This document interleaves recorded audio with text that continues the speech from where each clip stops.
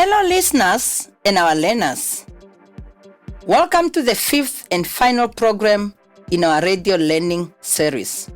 Let's learn about business. The series is especially meant to help grade 12 learners to get ready to write their final exams. But we hope that others who have an interest in business study have also been finding the lesson very interesting. Today, we'll talk about influences on business organization, focusing specifically on the influence of external factors using the PESTEL model. At the end of this program, our learners should be able to use the PESTEL model to evaluate the effect of external influences on business and on its workforce. Please, as usual, have a pen and a notebook ready so that you can make notes of important points that you might want to remember. And don't forget the question at the end of the lesson. Today we are listening in on Geza and Lucy, but Miss Obed is not coming. She has given them an assignment to do. Geza and Lucy have to prepare a presentation on the use of PESTEL model for assessing and evaluating the impact of external influences on a business. This is what they are busy with. Let's listen. Man, what is this PESTEL anyway? It sounds like some sort of pesticide. Yes, but it's an acronym. It stands for... Don't tell me you came here unprepared, Lucy. Relax, bro. So, tell me more about this PESTEL model and what you know about it. It's a framework used as a tool by businesses, especially marketers, to analyze and monitor the external influences that have a serious impact on the business performance. Okay, I'll start by explaining that. PESTEL is a framework used as a tool by businesses, especially marketers, to analyze and monitor external influences that impact on their business performance. Correct. And I will present the acronyms that PESTEL stand for. PESTEL consists of 6 letters. P for political influences, E for economic factors, S for social influences, and T for technological influences. E for environmental factors, and L stands for legal influences. Okay, we have to keep in mind that influences on the business are factors that have an impact on it. So maybe we can decide on one type of business and make a mini model of it. Then the factors we identify can press down on it or so. Alright, but only external factors for our project, of course. What business can we use? Let's use the Namibian Inn for Cooking Excellence. It's a cooking school in Windhoek. Cool, I've heard about it. They train chefs. And other professions in the hospitality industry. Let's move on. We have got lots to cover. Right. External influences are affecting the operation or running of a business, with the business having little or no control over these factors. So, we start with political factors or influences. What are they? Political influences are everything to do with the government policies, political stability, corruption, tax, and foreign trade policies, labor laws, and trade restrictions. You can imagine the impact on the hotel school if political instability causes strike, witch hunt operations, or trade restrictions.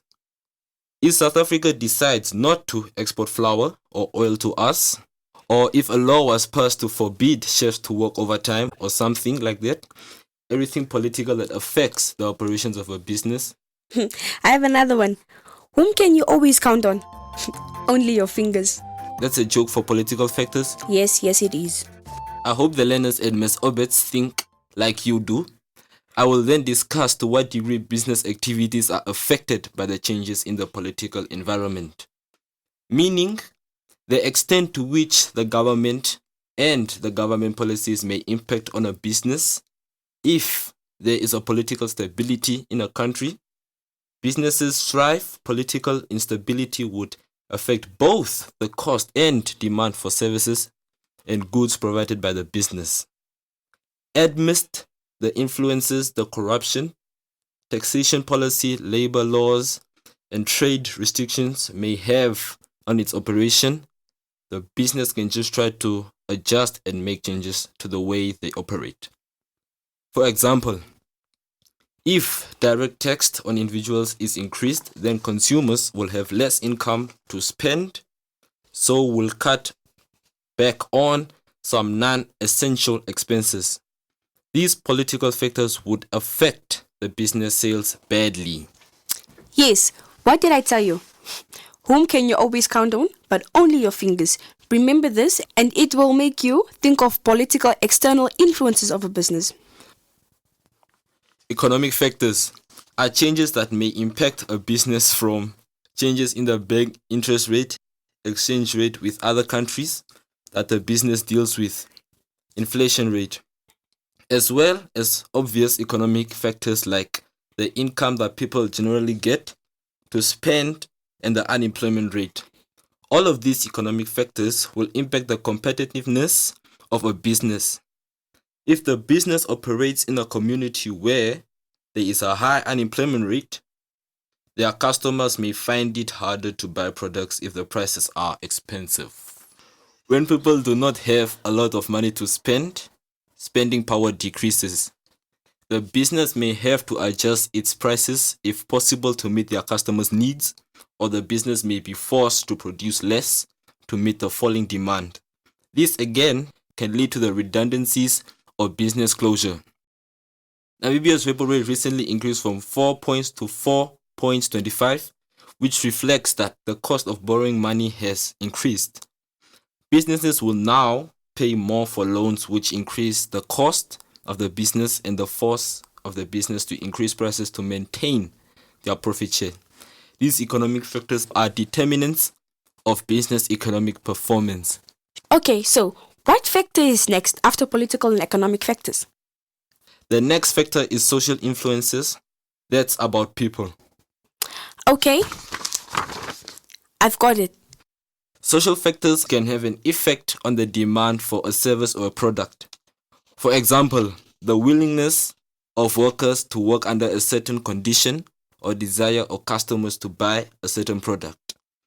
Factors that drive social attitudes and behavior may include lifestyle trends, the population growth rate, cultural barriers, and career attitudes and age distribution. These are all social factors. For example, if a business operates in a society where many people are health conscious, a business specializing in selling slab chips or french fries may not do so well. Okay, I get it. Social factors are to do with people, and people have reasons as to why they would want to buy certain things and do not want to spend money on certain things. We've got political, economic, and social factors. What is next? Technological factors. Okay. Now then, technological changes are drastically impact the way businesses produce their product and what can be produced. It includes the improvements of communications technology, which has enormous implications on the market of the products. A business that does not innovate is weak, and its production process will soon be compromised.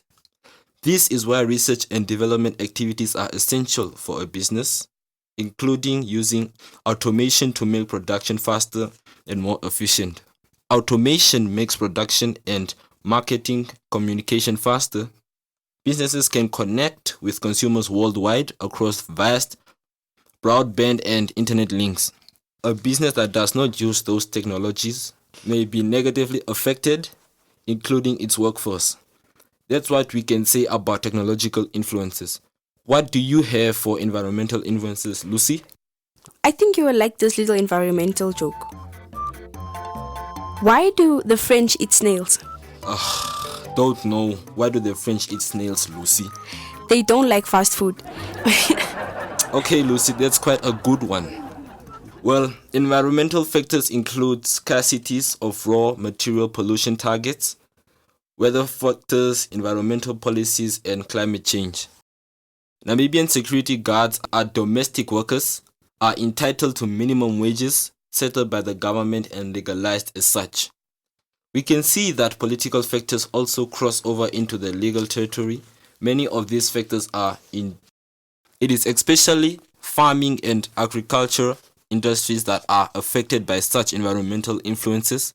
If, for example, a plastic producer finds a cheaper way of making plastic bags, but one of the raw materials is a harmful chemical that is difficult to safely dispose of, that business will have to pay extra for the special treatment needed to deal with the harmful chemical.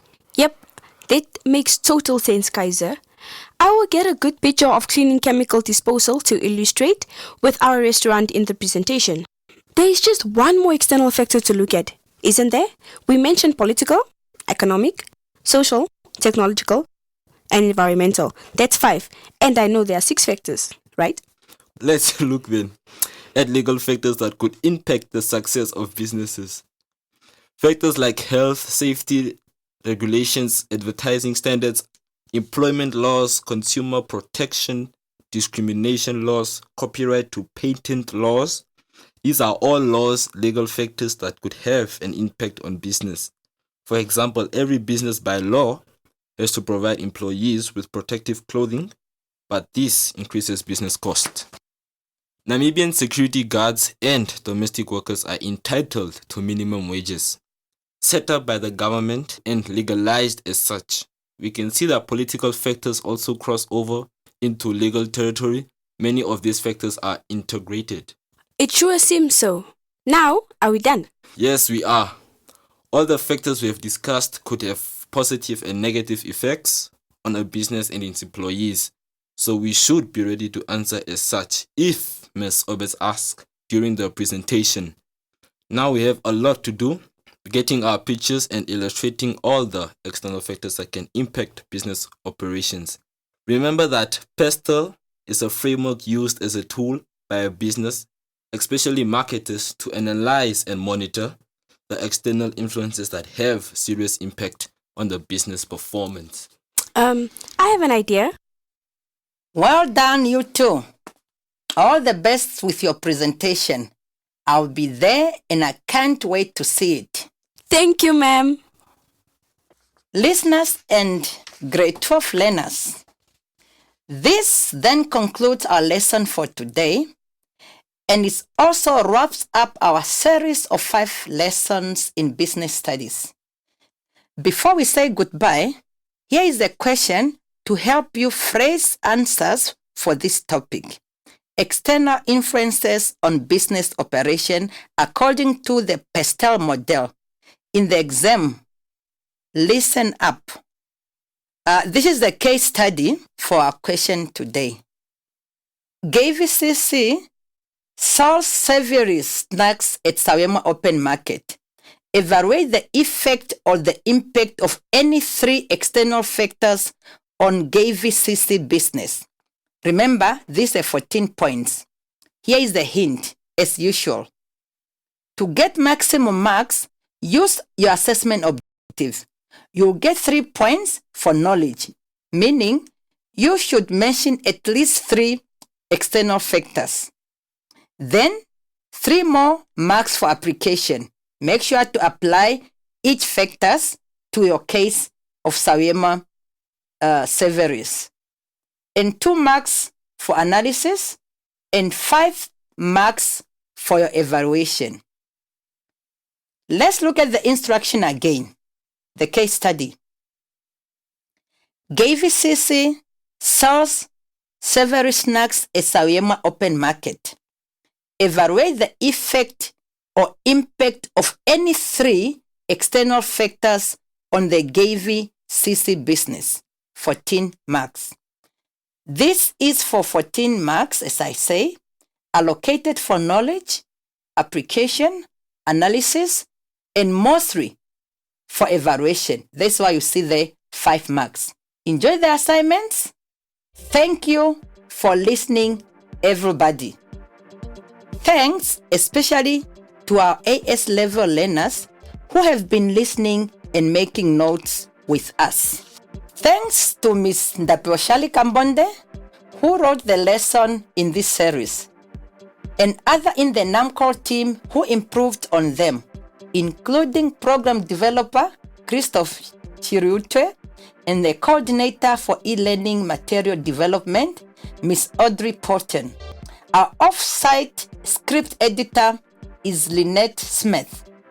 Please remember, NAMCO has many more radio lessons that can help you brush up on exciting school topic in your grade. Check out our website www.youtube.com/c/namcoedu1.com. All that's left for me to say is all the best with your final exams, guys. Can I also tell a joke? Yes, please. Okay. What do you call a bull when it falls asleep? A bulldozer. A bulldozer? That's what I feel like after a hard days of work.